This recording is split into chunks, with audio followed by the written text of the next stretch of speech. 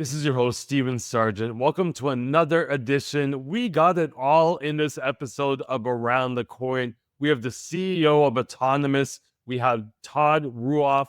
We go into Deepin. We talk about the layer one that they're building that has storage, that has interoperability, sustainability, and accessibility. We talk a lot about the balance between privacy and transparency. We talk about his background. Todd, was in New York at the time of, the global recession as well as 9/11. So we talk about the state of affairs during those times. We cover everything in this episode, including why ownership of the data is important. He gives some really amazing use cases. So you might want to tune in and listen how you can protect yourself. And we go deep on AI. No, not the fluffy stuff, real AI agents. He breaks down some of those complex terms that you don't know about, but you see me tossed around at every conference, and really explains where AI is going to take us in the future and maybe how it can make us a little bit of money. And this cool project that they built on Twitter that's literally capturing the crypto Twitter arguments. Absolute fan of the Todd podcast. Hope you guys like it. Reach out to Todd and me if you do, and we'll see you again next week. This is your host, Stephen Sargeant, the Around the Coin podcast. We have Todd Ruoff here from Autonomys Labs. Todd, you're the CEO. We're going to go into your little background a little bit and kind of get to know exactly how you ended up in crypto. Like most people, it's usually not a straight trajectory, but maybe just explain to people a little bit about what you're doing there, and then we'll dive down deep. Yeah, it never is a straight trajectory. What we are doing here at Autonomys is we are building a novel layer one network, which the Autonomys network is the first ever implementation of what we started as, which was the subspace protocol. We just launched our Mainnet a couple of weeks ago from our foundation in Switzerland, and it uses a novel consensus mechanism built on proofs of archival storage and has some really unique use cases. So I hope we can drill into it. I'd love to just start there. Maybe, when people think of Bitcoin, proof of concept, maybe proof of work, maybe you mentioned something there, maybe just tell us how your protocol differs than maybe the average either DeFi protocol or Bitcoin that people pretty much understand well. Sure. So when someone poses a transaction to the Bitcoin network, for instance, which is based on proof of work, all of the ASICs and CPUs start trying to crunch the mathematical computations, depending on the difficulty, in order to solve it or get as close to the solution as possible. And of course, the one who solves it wins the block reward. So it's a tremendous waste of energy because you have, one node wins and 10,000 losers, even more. But nonetheless, that is the basics of kind of how the proof of work model works. With proof of archival storage, the way our consensus works is users are actually just pledging excess or idle hard drive space that may already be existing on their computer to the network. And what happens is you download our small software client. You don't need any tokens to get started, like in proof of stake. You don't need a fancy rig, like in proof of work or GPUs or anything. It runs on commodity hardware. And you download the client. And if you have a GPU, you can plot over 100 gig in about 15 minutes. And what that does is it encodes to that empty space on your hard drive the actual blockchain data itself, which is encrypted. When a challenge is posed to our network, what happens is the users who are running nodes on the network, called farmers, they all start scanning their hard drives to see if they have the solution. And of course, they're scanning the encoded blockchain data. And the person who is the closest to the proper solution, they win the block reward, as well as rewards for the other clients or nodes that were the closest to it. And they count as kind of voters. So we're using hard drives for consensus, which is super environmentally friendly. After you plot, there is next to no power consumption, and it's very efficient. And of course, because it is based on hard drive space, the network is very conducive to storing just vast amounts of data.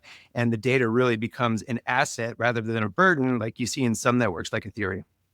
I love that. For me, that has no space on their hard drive. It might not seem like I'm sure there's more commercial users that are yeah, I got lots of space. Yeah. But for me, I had to delete half the things this morning. Talk to us. You were always in investment and working with trading venues. Tell us a little bit about your 20 years there. And then was there anything that you see now you're deep in the blockchain and deep in space? Is there anything that you see now that you're like, that would have been an easy solution for this, 10, 15, 20 years ago? Yeah, kind of almost the opposite, and I'll explain. My background was originally in technology. I started out in IT and graduated with a degree in IT and finance, thinking that I wanted to go work in on Wall Street with technology, which is what I did. And I started on the technology side and then migrated almost fully over to operations and trading, working in the investment advisor and broker dealer space and running the non-investment side of the company. And I did that for about 20 years and had all my trading licenses as well. And as time went on, I really had taken an interest in blockchain and in crypto, the whole Web3 space, which I see as kind of the convergence of finance and technology, which are the two things that always interested me the most. So that's kind of how I ended up moving into this space. And I started working in about 2018 is when I started in the space. I've been here with Autonomys for 4 years now. And what I was alluding to before is I look back to when in the early days of Wall Street, when technology was really first coming on the scene, there were a lot of inefficiencies in the traditional financial markets. And one example would be fragmentation of liquidity.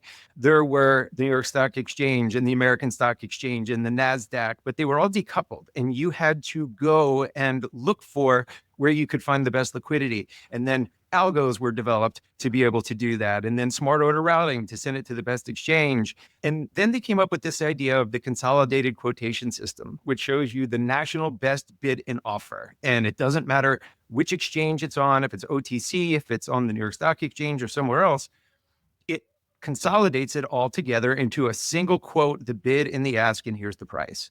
And those types of things that the market has evolved along with in traditional finance, I think represent some of the inefficiencies that we still see in traditional crypto markets today. Sure. And you'll see things like, I think, a consolidated quotation system where you won't have this fragmentation of liquidity, where you have to go check Binance and Coinbase and Kraken to try to figure out where you're going to get the best price and then look on Uniswap.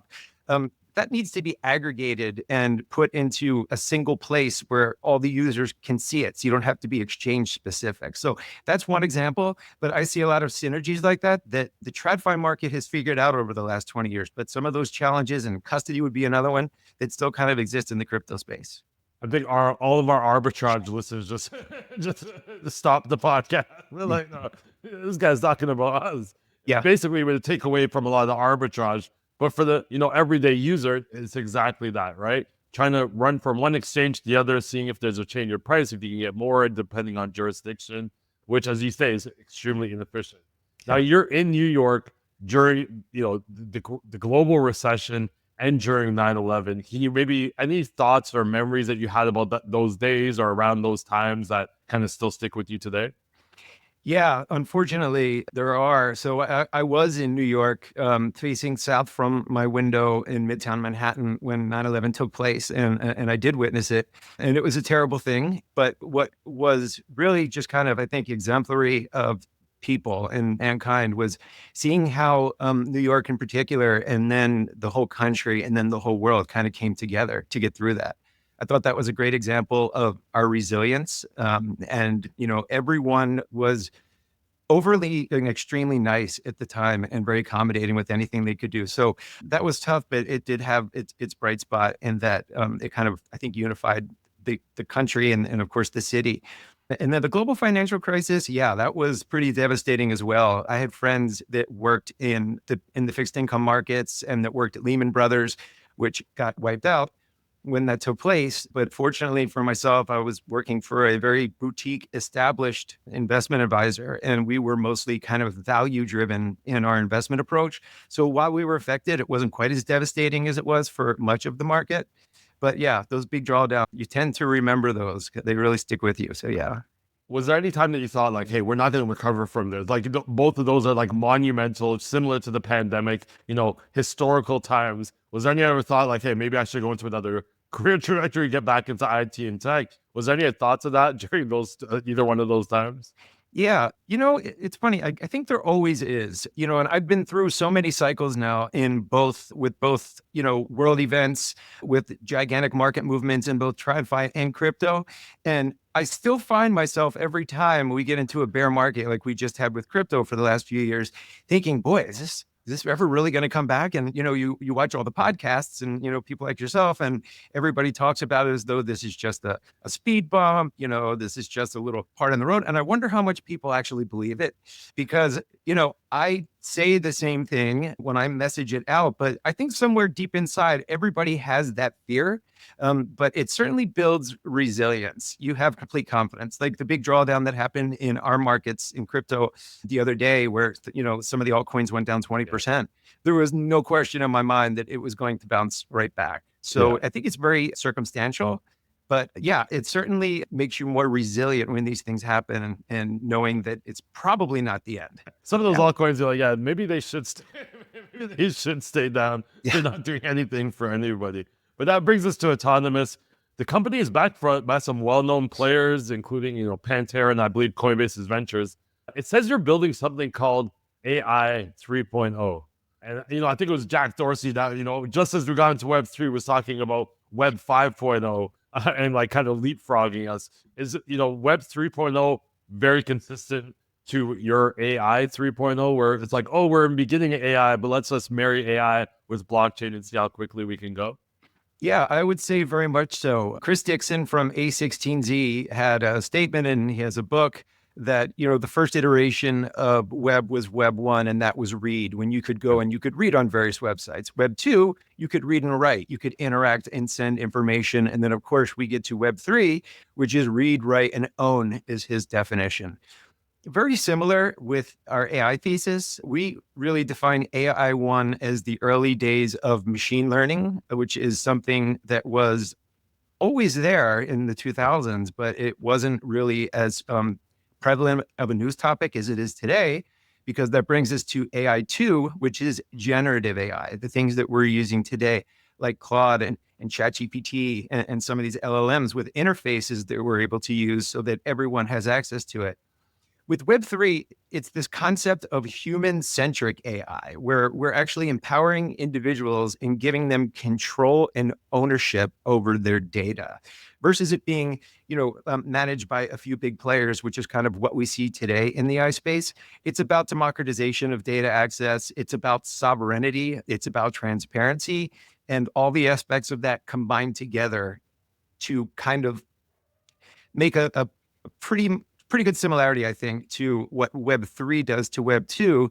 That's what AI 3 does to AI 2 as well. I wanted to, because this was in Web 3 too, decentralization, own our data. What are your thoughts? Do people really care about data? Or like maybe providing a use case where you're like, people probably say they could, like, it's just like people say they care about privacy, but like get them on a Bed Bath & Beyond website and they'll give their blood type to save 10% on a flannel bed set, right? Yeah. It's like we care about privacy until we want convenience. Where it's like every time you open up a website, you're just like cookies, accept all. Like you're not customizing anything. You're not even reading it. It's in different languages. You could care less. Give me one reason why people should start caring. Like maybe understand, like play devil's advocate. I understand why people don't care that much, but say they do. But this is the real reason that, or maybe the future reason that you're really going to need to start thinking about these things. Sure. Have you ever received something in the mail offering you free credit monitoring because your personal data has been exposed or stolen, and now they have to offer you free credit monitoring as part of a lawsuit settlement? I have not, but that sounds very interesting. Because I've received at least a half dozen of those over the years, and I think most people in the US have, with these big data exploits. I think the distinction there largely depends on the individual. There are certain people, especially in our space in Web3, that really hold true to the crypto values of ownership and privacy.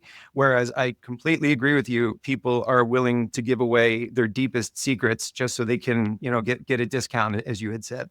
But I think that given the option, especially as we go even further into the digital age, more information is going to be put online than we even have now. And with the emergence of AI, and you're going to have an agent that is trained potentially that knows everything about you.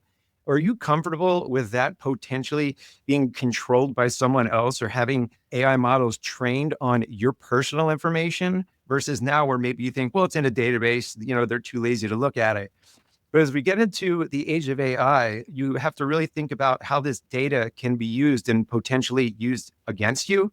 And I think that that's something that will really start to change people's mindset, especially with the younger generation, because this has been a point of concern for them their whole lives versus the baby boomers who don't understand a lot about, what we're talking about here. But I think given the choice between having autonomy, privacy, and transparency, or just having all your information out there, I think given the choice, people will opt for the former because it's there. I think now they don't have a choice. So that's why everyone is so open and willing with all of their information. I think that makes sense, right? The Google and the bigger players, they have the capital that they can like retarget you every time you go click in a website and pixelate and send you advertisements. But if everyone gets access to that using AI and you're inputting, you're training these AI, they're going to be able to step by step, they're going to be able to be proactive versus they're not going to be able to wait until you Google anything. It's already going to start showing up on your feed just by based on what age you are and what time of life. So now they're going to be sending you, it's going to be abused almost similar to like email, where it's like you can barely open up anything or give your email address. But then I think to your point, even what if the hackers get in touch with that intelligence and they have access to knowing everything about you? It's going to make those, so many attacks way more sophisticated. Can you give us some use cases about what people are using your network for now? What are some of the applications? What are some of the projects maybe not fully built yet that you're just excited about? Sure. So we just launched our Mainnet phase 1 last month. So we've been live for about 4 weeks. Our network has kind of two components. There's the consensus layer, and then there's the compute layer. The consensus layer is where the storage takes place. That's live today. So farmers are downloading our farming client and they're pledging disk space to the network. And we have over 400 petabytes pledged to the network and over 2,100 farmers participating in consensus and helping to store the data. Some of the use cases that we see, there are several. One is for a lot of the future, which will involve AI agents. And you're hearing this everywhere as the buzzword, but this is something we've been working on and talking about since before it really became popular with the advent of ChatGPT and so forth. And how these agent-to-agent comms are going to take place. And, if your agent is talking to my agent, how do you know that it's really my agent? Just like you get an email that says a person's name, but how do you know it's them? So one of our domains that will exist on top of the consensus chain is called Auto ID.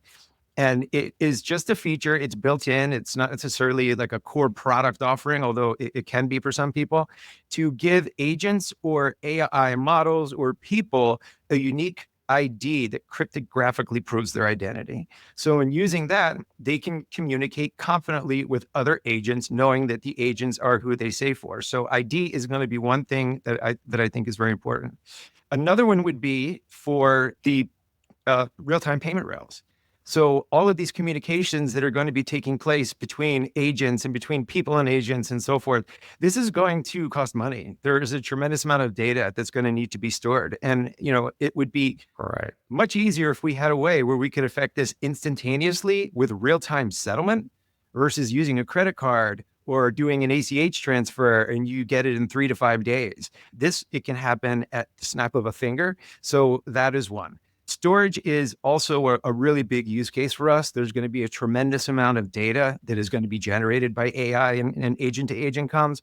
And as I mentioned, in just a month, we have over 400 petabytes of storage space that's available for people to be able to build on. The last thing is we have a product called Auto Drive, which we will be putting out. It's more of a proof of concept where individuals can go to the website. You can click browse, you can select a file from your hard drive, you can upload it to our blockchain in real time, and it doesn't cost anything. We're subsidizing it for the time being, and it's there and it's permanent. We have data permanence, which is very different than a lot of the storage chains that are out there because ours is built in a way that's incentive compatible. And then that goes into another agent that we're building on top of that. But maybe if we go into agents a little bit later, I can talk about that. I love that. I want to actually go there because, we're seeing right now with AI, you can't believe anything that you see visually, right? Before it was like pictures, Photoshop. Now it's like video. You're like, I don't know what I'm looking at. I don't know if it's real. Everyone could say, oh, that's not really me. That's AI. And I think, the consensus with a lot of people, especially things like marketing, finance, is like, we're going to need to put all of this on the blockchain because the provenance. We're going to need proof like, yeah, I put this through I put this through Autonomys like 2 weeks ago, and this is the exact original file. This other file that you're seeing out there, this other video, is not, is not the same thing. It's been altered in some way. Do Right. you feel like that's kind of why you're bringing out the auto drives? Like most of the information is going to have to go on some type of blockchain because in 2 to 3 years, we're not going to be able to believe what we're seeing anymore. I would totally agree with that. And it's not just auto drive. Auto drive is for storage, but auto ID is for Right. identification. But when you put the two together, you have cryptographic proof of the origin of a piece of material. That's really what we're trying to capture in order to get both. Anyone can go and mint something onto our chain, and it is stored in perpetuity until the end of time. But in order to verify the origin of that, the cryptographic proof that's needed in order to, demonstrate that it is who it says it is, that's where auto ID comes in, which is kind of a complementary product. And I see, just like any good protocol, you guys have a huge partnership ecosystem. One of them that I know very well is Halborn. What part do they play? Like, as a security audit firm, are they, working with all the other applications, making sure that their code is right and can't be, exploited by hackers? Like, where do they fit into your ecosystem? And then maybe mention some other unique partners that you have there as well. Yeah. So Halborn, we did partner with for some aspects of our security. Primarily, our blockchain is based on the substrate framework. So the premier auditor in that space is Security Research Labs. SR Labs did Polkadot's audit, for instance, and many and most of the projects that are built in the Polkadot ecosystem. So we've been partnered with them for the last 3 years for kind of an ongoing audit. We did get our final audit before Mainnet, and we still have audits going on in perpetuity until we get to Mainnet phase 2. So yeah, they have been an integral part of it.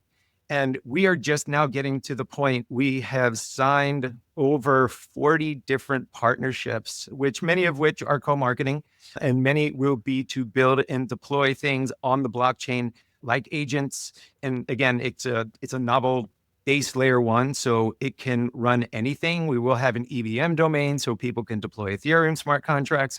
And we're just now getting to the point where we're going to go and start onboarding builders to bring in the demand side of the equation versus the supply side, which for us is the farmers contributing storage and the over 2,000 nodes that we've been able to consolidate and make the network in less than a month.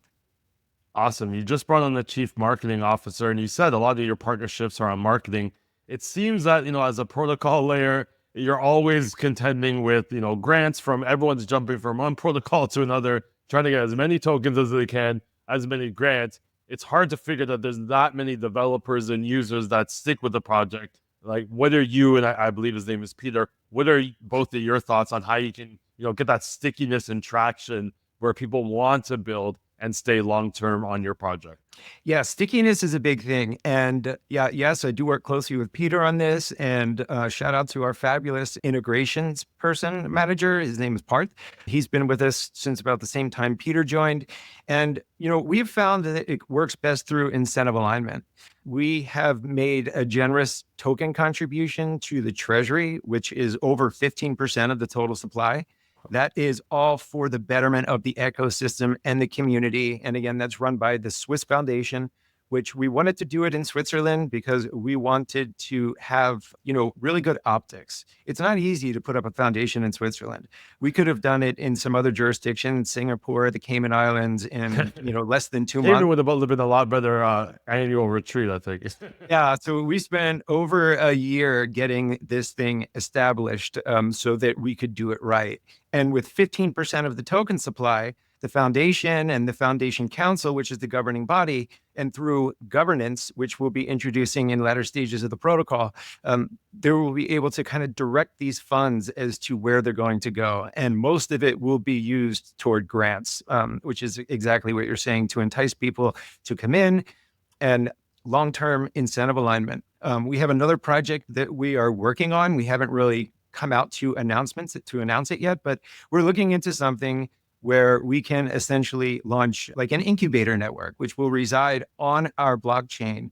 And that incubator network will allow people to come in and support those projects that are being incubated and receive rewards in the tokens from those projects. So this is something that we still have under development, but we think it's going to be really exciting and is absolutely going to attract people into the ecosystem and make them want to stay.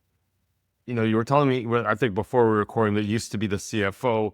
How does protocols like this make money? I think people understand, there's a lot of tokenomics involved, but they also see these protocols giving away, hundreds of thousands, millions of dollars. Like, what is the business model for most of a protocol like yours? You don't have to give you as an example, but what is the business model? You're making, on transaction fees? Is it, people investing in the company? Like, where would somebody, if you're investing in this, get your return on investment? Sure. So the company itself, the development company, was obviously seeded, as you had mentioned earlier, by some investors. We have a really what we think is an elite roster of investors that we've partnered with, and we've been lucky to have helping us. But from the blockchain side, in addition to the tokenomics, as I'd mentioned before, it's primarily about the storage and commoditizing that storage. So for a user who's going to pledge his hard drive space and not participate in consensus, there is a dynamic cost of storage that is calculated by the protocol, which essentially looks at demand, looks at supply, and determines about what the cost of storage should be to maintain that equilibrium. And as the cost of storage rises and it becomes more profitable for farmers, additional farmers will come onto the network to meet the higher demand of storage. And then quite the contrary, when the cost of storage goes way down and it's not as profitable for a farmer, maybe some farmers will leave the network. And at that point, again, it balances out. And there are farming rewards that come into play. There is also staking rewards. When you get your block reward tokens minted, you can then stake them with executors and operators on our network, so you can earn additional yield. So that's kind of where the ongoing revenue comes from. Neither we nor the foundation takes any fees from transactions or, gets a piece of anything that's happening.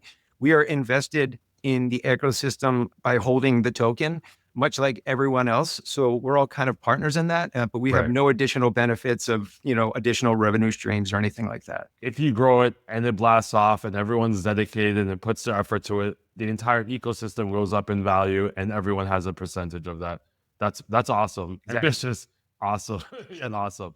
Talk to me about Mainnet. Like, where are you looking at? After a month, this is like, how could this break? We spent so much time planning this, and there's this little thing that goes wrong. Like, what issues do maybe not even so much your company, but others that you see building on the network or about to build on the network? What are the issues when you flip that switch on for a layer one blockchain?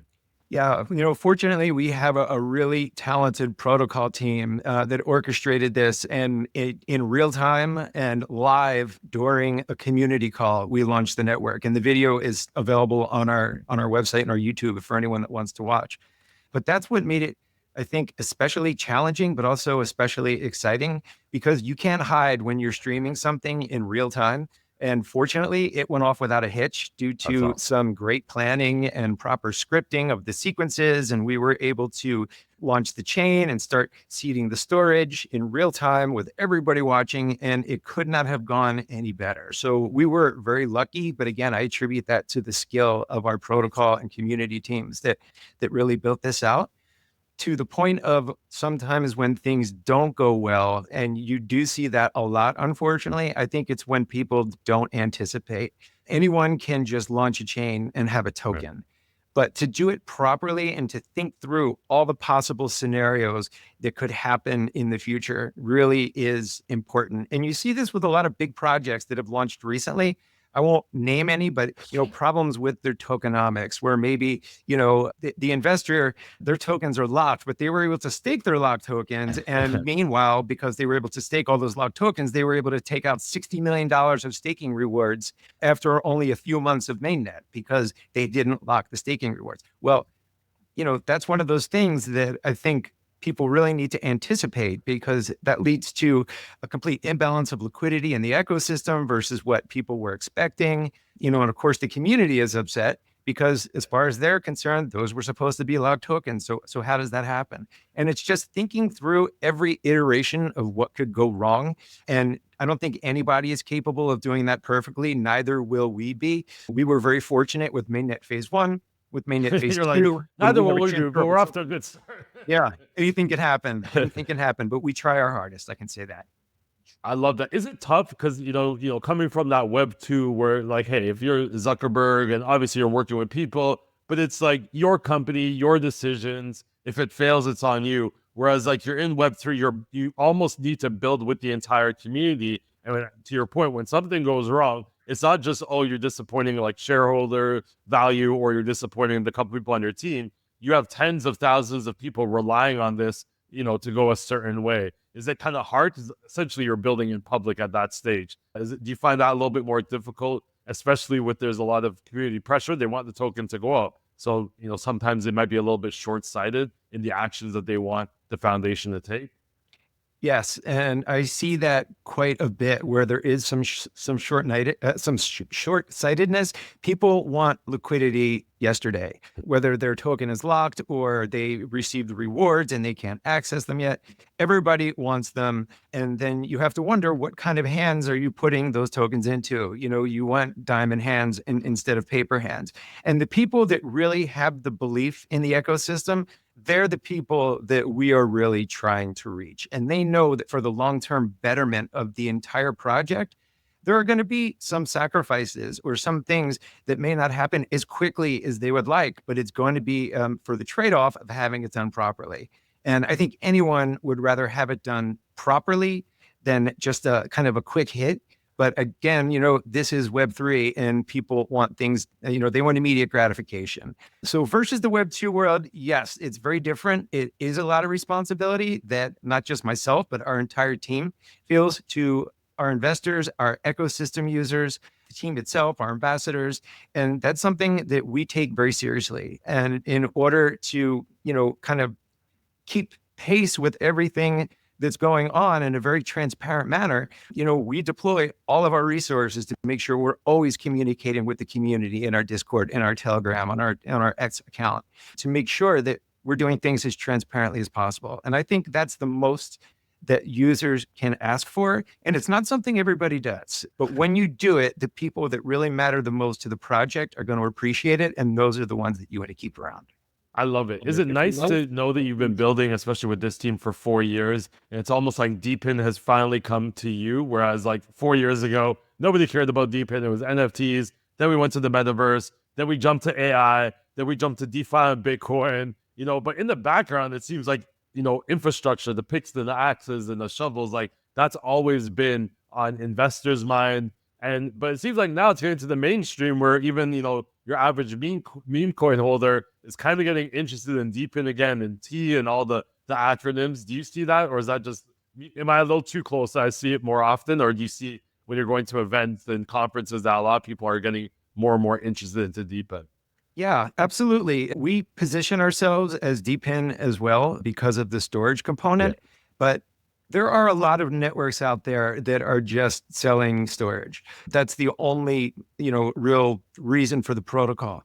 Ours is more of a packaged offering where we have the storage layer on the consensus chain. We have what we call our enshrined domains, which will run on top of it. That's the execution and the compute environment. That will be coming in our mainnet phase 2. And by bundling those two together and decoupling the execution from the consensus, we let the farmers worry about producing the blocks. And then we have the operators that are there to perform the compute and order the transactions and maintain the state of the chain. So by kind of decoupling those two, it's made it really kind of a unique offering that, we can offer permanent decentralized storage that is going to be there and accessible to anything in the domains that are on top of it. And those domains can be customizable environments that a project may want to launch a domain to do any particular application, and they can customize that execution environment to support whatever their unique use case is. So I think Deepin is a big part of that, but we're not just storage, and we're not even just storage and compute. It's storage and compute, but we are really tying in the application and use case layer, which we see as the AI component. Which makes sense because I think I read that your core pillars are around accessibility, sustainability, and interoperability. You hear those terms a lot. As you said, there's a lot of protocols attacking one of those pillars, but you're attacking all three of them. Is there one main pillar that you have to get right in order for the other two pillars to make sense? or to, be successful? I think it's kind of all three. And if one falls, the rest of the ecosystem potentially crumbles. Well, now the obvious, critical component was the consensus chain. Because if you don't get consensus right, everything above it is exposed, and that includes the execution environment. And our dilithium consensus that our wonderful head of protocol, Daria, and some of the PhDs we worked with, Dr. Chen at University of British Columbia, put in months and months and years into our dilithium consensus to make sure that we got that right. So that is fundamental. But then, of course, when we put the domains on top and we start tying in the AI components that are going to interact with that, they are also equally as important, because if any one piece breaks, the end user is affected. Do they care that it's because the consensus chain had a bug or the execution layer failed? They probably don't see that. But to the token holder, it would obviously matter, because the consensus layer is what is really going to, drive the token float, as well as the value to an extent. But a lot of the value accrues at the higher layer when we get into execution, things like governance and some of that incubator environment type tooling that I had talked about before. That's super interesting. One of the things I found I was reading here is that, the question, especially a lot of privacy protocols come on the podcast and they talk about the need for privacy. But I come from a compliance background, and there's, especially from TradFi, there's a need for a certain amount of transparency versus privacy. What are your thoughts on this dichotomy of privacy? It seems like you're touching both of these areas with some of your with some parts of your protocol. What are your overall thoughts about how to approach that privacy versus transparency? Yeah, I think it's a balance. So, privacy is for the individual for sure. You want to protect your own data, whatever, your social security number, your driver's license number. Maybe a site needs you to prove that you're 18. So they make you upload your driver's license, and it has your birth date on there, but you've just given them all of this additional information about yourself that wasn't necessary. Well, what if that could be put into a ZK proof where the data is encrypted, but the proof can still prove to whoever the requester is that a particular thing is true. Are you over 18? Yes. And here's a cryptographic proof, but I don't have to turn over everything that I have, on my driver's license. So that's one example. And I do think that privacy is really for the individual. Transparency, I think, is very important in the public domain when we start to get into areas where users demand it, like AI. How are these models being trained? Is that something that we can put on chain so that everyone can see it? I ask it questions about, medical conditions, or maybe about my politics, or who knows, religion, finance, anything. Is there any bias that's been introduced into that? What kind of training data was really used? And is that the type of thing that needs to be out there in the public domain so that we know what type of data we're interacting with, how these models were trained? So that would be an example of something where I think transparency is really important. But privacy, I would say, is equally as important for the individual when we start to get into, things that are going to matter most to the person who the information owner is. I really like the way that was said. Privacy for the individual, transparency for the ecosystem. We all need to see that, make sure all the actors are acting in good faith, but we don't need to know particulars about the individual actors as much. I like that. That made a lot of sense. What are your views on something like Tornado Cash? I know, it's going through the courts. It's being reversed, I think, from the initial sanctions designation. But you're also, you're in the US, maybe the foundation's outside the US, but the US has a strange way of, overreach in a lot of areas.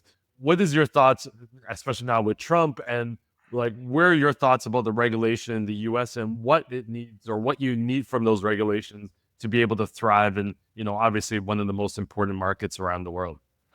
Yeah, something like, we are not in the privacy protocol per se, like a Tornado Cash type smart contract. And that is really a mixed bag. And I hear arguments from both sides that are absolutely true in both cases. From one perspective, the government is saying, and they've proven this, that, this is being used to launder hundreds of millions of dollars and steal all this money and have it sent to bad actors who wish to harm the United States. Now, that's not okay under any circumstances, and there has to be controls in place for that. But for the individual, I can understand the need for something like this. There is a lot of, public figures, podcast hosts, maybe like yourself and so forth, that have a big on-chain presence. But how do you handle your finances privately? If money comes in to, somebody sends you money, Stephen, and it's on the blockchain and the whole world sees you just got sent that money. Well, what are you going to do with it next? Does the whole world need to know how you privately direct your funds? I think that can be handled through things like zero knowledge proofs and so forth going forward versus things like mixers and tumblers like Tornado Cash. It was interesting to me that they modified the sanctions component. And I'm also anxious to see with the US trial coming up, if that's going to be affected at all by the change in the political landscape. I don't think it's going to help his partner in Europe, unfortunately. But this opens up a whole nother area of to what extent is the developer of a technology responsible for how it's used? So, are the people that created Tornado Cash culpable of someone using it for money laundering any more than Microsoft is culpable for someone using Excel to keep copies of fake books that they're going to use to submit to the IRS? Are they Facebook responsible for for grooming that? and sexual exploitation, like Facebook, or WhatsApp for pig butchering? And you're right. Telegram. It's just a layer on. It's other people feeding the pipes. This is just pretty much a blank slate. On that topic, though, what are your thoughts when I think about this? What are your thoughts about something like what's happening in the U.S. now, where they have a new crypto and AI czar? Do you have? I don't know David Sachs. I listened to a little bit of the All In podcast. So, are you thinking that this is what the U.S. needs? Is a little bit someone that's been part of Web 2, excelling in Web 3, that can provide insights on where the guidance should go? 100%. I also have listened to the All In podcast many times. I've done some research on David Sachs, and I know that he is an entrepreneur. He is very experienced in tech in Silicon Valley and how the markets operate. He is certainly going to be much more favorable toward crypto. Now, granted, although I don't think the roles have been explicitly defined yet, remember, we still do have other regulatory bodies like the SEC and the CFTC that are going to be responsible for regulation to some extent. But in terms of guidance and someone who's going to be out there advocating for these two industries, I think it's important that we get someone in there who has a good working relationship with our president, which clearly he does, but also has their finger on the pulse of technology and knows what's going on. He knows the mind of the investor, and he knows the mind of the entrepreneur. So when you put all that together, I think that can be a powerful combination. I don't know if I can say how much political experience he has, which we all know is going to be a big challenge, I'm sure. The Hill is a much different place than the Valley, but that remains to be seen. I love it. I love it. And yeah, I think everyone has to remember there's more four-letter acronym agencies than just Doge out there, and that you have to deal with. They think just Elon and Vivek are going to be able to change everything. Walk us through some stuff. So, very new. I think I understand AI, but now just like Web 2, people are adding in a lot more layers. We have generative AI, we have LLMs. You walk us through, if I just give you the term and you walk me through a basic, one or two sentence about what it is and like maybe why it's important or what distinguishes it from something else. I think generative AI makes sense to a lot of people, but what is generative AI? Sure. Generative AI is where you can essentially give a plain text argument or input to a large language model, something that has been trained on patterns and repetitions and mass amounts of data and is able to sequence it. That is the large language model. And then the generative AI part comes when you give that a prompt in natural speech, and it is able to use its training of the large language model to generate a response for you. Now, that response could be in the form of text. It could be a picture. In the case of Sora, it could be a video that we're seeing now. So yeah, and then there's the whole multimodal inputs. You can input a photo and it can give you back text about what's going on in the photo. So the generative can, go either way, but that's the whole premise of generative AI.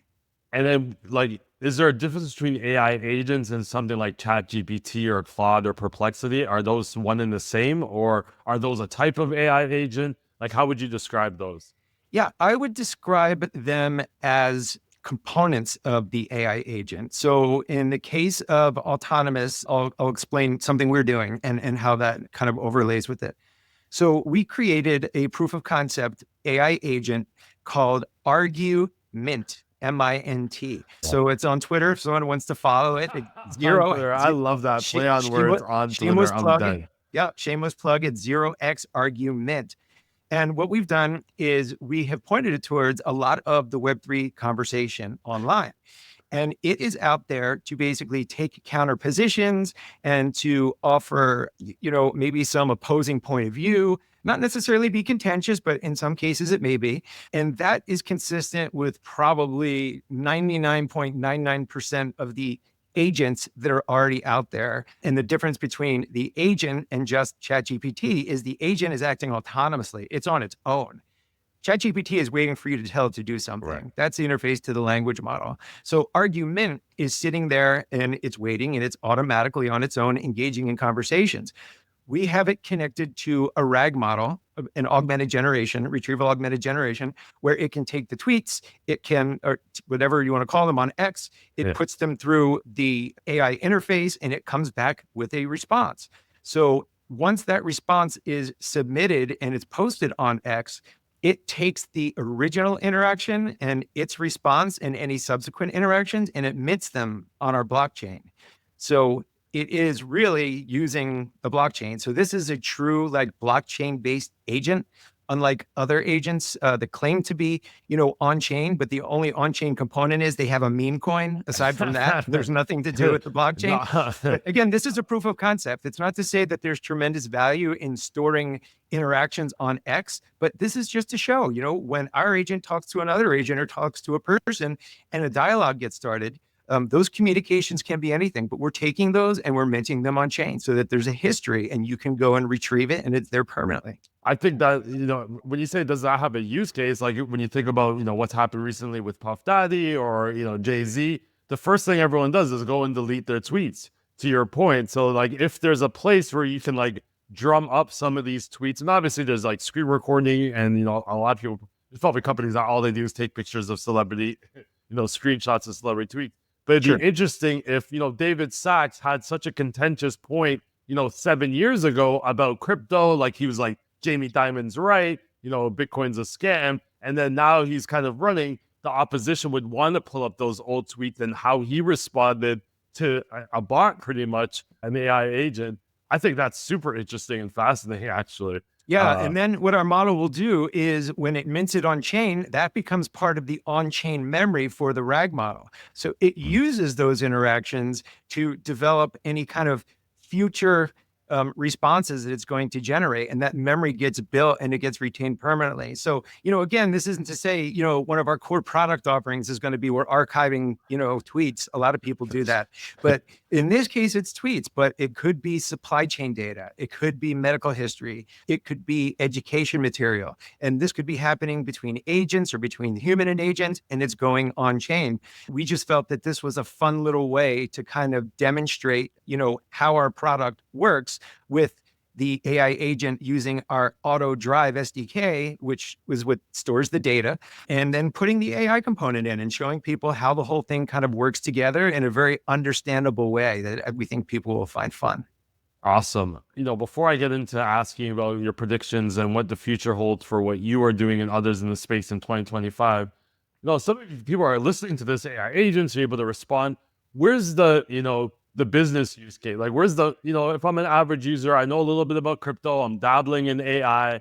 You're talking to these people that are building these agents. Like, who's whispering to you, like, hey, all these people have to do is ABC, and they could probably do $50,000-$60,000 a year, $100,000 a year rather easily, especially if they don't like their job. Is there anywhere where you're like, hey, these are just areas, and I know we don't offer financial advice, but these are areas that people might want to examine when it comes to AI, whether it be a side hustle or even just a fun weekend project with, I'm sure, what Argument probably started as.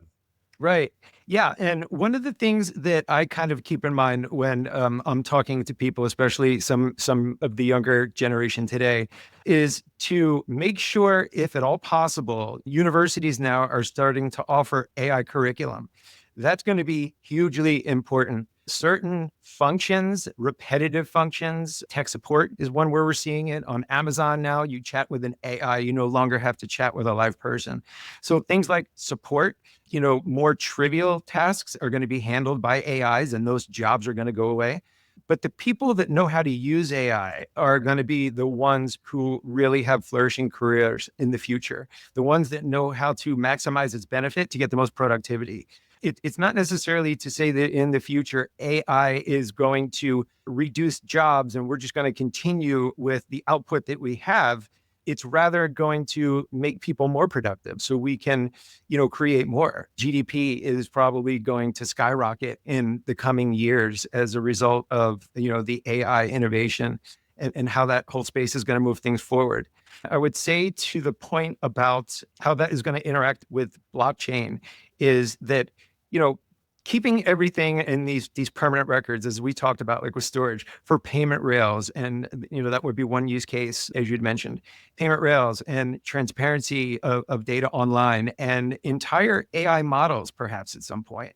And things like inference and federated learning, where the models are constantly being trained on new information. People want to know what that is. Well, federated learning model can be put on chain. Inference, training the model on new information and making sure that it stays up to date and is most current. So that's something that we're seeing now from some of the AI providers, the ability to do things like inference and some federated learning tasks. So I think those are going to be really big spaces to watch. Another area that is probably going to be affected is unfortunately going to be software engineers to a large extent. I don't know if it's going to put people out of business, but everyone on my team that I have spoken to said that AI has made them 5 to 10x more productive. Nobody writes code anymore. You're just using the tools to piece it all together. So there will still be a lot of value in knowing how to do that. Yeah. And that's why I would encourage people that are just getting into the space, that are maybe younger, to really make sure that you seek out these programs and educate yourselves. Because if you have this background, you're going to have a lot more value in the workforce than somebody who either doesn't know how to use an LLM and interact, or even someone that just uses it recreationally. Yeah, I agree. Like even just some of the agents I see people building out, like simple stuff, like whether to do with LinkedIn or sales, I'm like, well, if this person just cut down 25% of their workload, they're going to be able to deploy that somewhere else. And you're probably going to see a lot of 1-2 person teams, whereas to your point, you used to take 10 developers, a lot of money, and you're spending 90% of your day trying to find a developer, test a developer. But if you don't even know what a good developer looks like, then you're kind of almost wasting your money. And now, as you said, if people get into this and get a better understanding, it'll be super easy for them to deploy on their own or just hire somebody to do it for them. All right, we're coming up on 2025. We'll be in 2025 by the time this episode's released. What are your thoughts? What should we be looking out for? What are you excited about, whether it's with Autonomys or just the industry in general for 2025? Yeah, well, first with that, I would say Happy New Year to everyone who's watching. 2025 is going to be really interesting from the standpoint of just Autonomys. We're going to launch our Mainnet Phase 2, our execution environment, and we will have a tradable and transferable token. So for us, that's going to be the culmination of years of effort. Again, our consensus chain is already live. We're not just a white paper like so many projects. We've got something real, something that's tangible. So the evolution of that will be exciting in 2025. Also, what will be exciting is obviously the anticipating change of what we had said before, the regulatory landscape. Clearly, there's going to be a softening of regulatory policy when the new president takes office. And I think we're all anxious to see what that's going to look like. I don't think that the regulatory bodies are just going to lay down and say, we'll just open up the floodgates and now it's the Wild West of crypto. But I do think that there will be some thoughtful processes and policies put in place about maybe when you want to do an ICO or you want to launch a token, here's a registration project that makes sense for you. You don't have to have audited financial statements because obviously these are not the types of things that are conducive to crypto. The big difference between it and orange grows, which is what the Howey test was founded on. So regulation would be another big one. To see what happens in the ETF space, I'm very interested to see. Bitcoin, if you've been watching along with Bitcoin and Ethereum, the inflows have just been breaking records every week. It just keeps going and going and going. And now we're seeing Bitcoin over 100,000. Some people are predicting that to continue to climb dramatically. as ETF adoption and institutions continue to come in and just invest in the space. I think that will be interesting. Altcoin ETFs, maybe. I don't know if we'll get to them in 2025. I saw the Solana ETF, they submitted that. So I think if you get into a Solana ETF, then I think anything's fair game. Maybe, but the thing that's missing from Bitcoin and Ethereum have regulated futures markets that trade on the CME. So they already have regulated exchanges. These are mature ecosystems, at least more mature ecosystems. Yeah. So to take an ecosystem that has no proven financial market in existence at all, aside from, the crypto exchanges that it trades on, and for the SEC to not have any kind of surveillance mechanism over things like price manipulation, Right. Concentrations of ownership by certain individuals, I think it's going to be difficult for them to just go in and kind of blanket approach and say, yes, anything can go into an ETF. I think there's going to be a lot of thought that's put into that. Maybe we get a roadmap for what that's going to look like, but I'm not sure if we'll get it in by the end of next year, but that would be great if we can. I love it. Todd, recently I've been asking people, you're around a bunch of developers, a bunch of tech people, you started off in tech yourself. What I call the nerds? What are the nerds playing with on the weekend that we should be like, hey, maybe we should be looking into this? AI is a lot of things, but what are people doing on the weekends or with their time that you're like, oh, this is strange, but I can see society kind of going down that route in 2 to 3 years?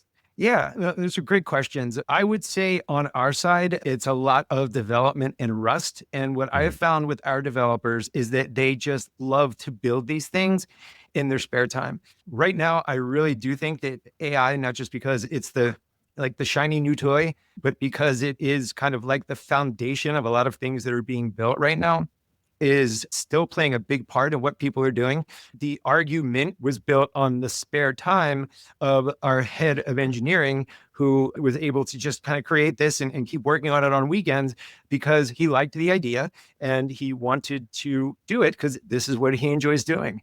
So that's one thing. The RAG model that we're using in it to go out and, do the AI component and come up with an answer and then mint it on chain, that whole thing and the auto drive concept that we're using to put that on chain was done by another one of our developers who did it in his spare time because he was working on it. So at least I can say with our team that the things that they're playing with mostly revolve around our project, which is great. It shows the passion and the loyalty that people have to the project. And I would guess that similarly, things like that are going on at other projects. But AI agents are currently all the buzz, and that seems to be what everyone is focused on. So I would certainly say that's something to keep a sharp eye on. I love it. And where can people get in touch? This has been a fascinating episode. Where can people get in touch with you? You spend most of your time arguing with Argument on Twitter, or are you on LinkedIn as well? Yeah, so we originally were going to be a Polkadot parachain, which we scrapped the idea years ago and decided to be a sovereign layer one. So on Twitter, I am Polka Todd.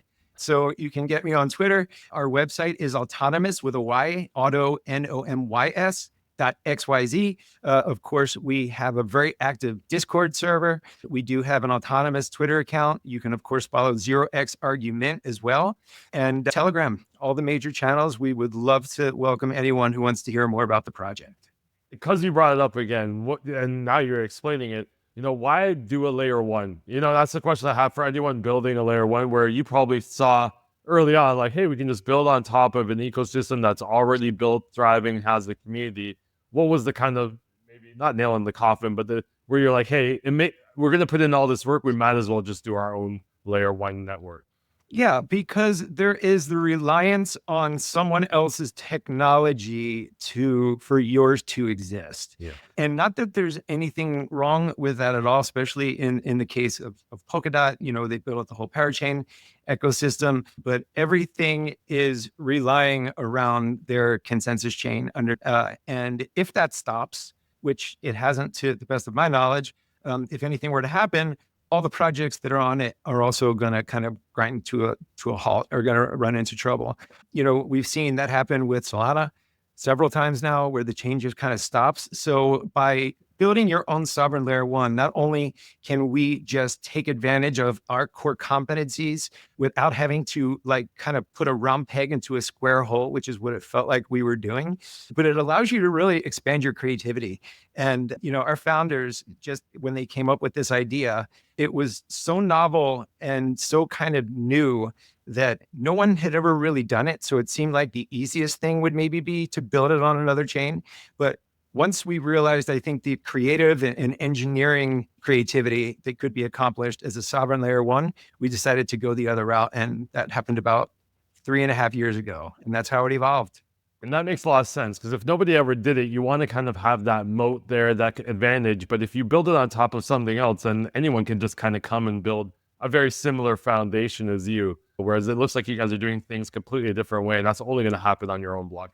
Yeah, the only thing you really get from building on someone else is you get the chain security, right? Yeah. If you build on Ethereum, you get the security of Ethereum. Same with Polkadot or anything else.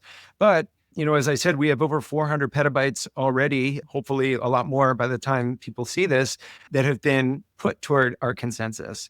And, our chain security, we know is rock solid because of, again, I mentioned our dilithium consensus that we built. That is one thing that we're really comfortable that we nailed. So yeah, we'll have our chain security for sure. I love it. Todd, thank you so much. And we appreciate you coming back on. Maybe we can have you back on the end of 2025 to see maybe some of the predictions and see how Mainnet the phases went for you. That'd be great. Thank you for having me, Stephen. Awesome.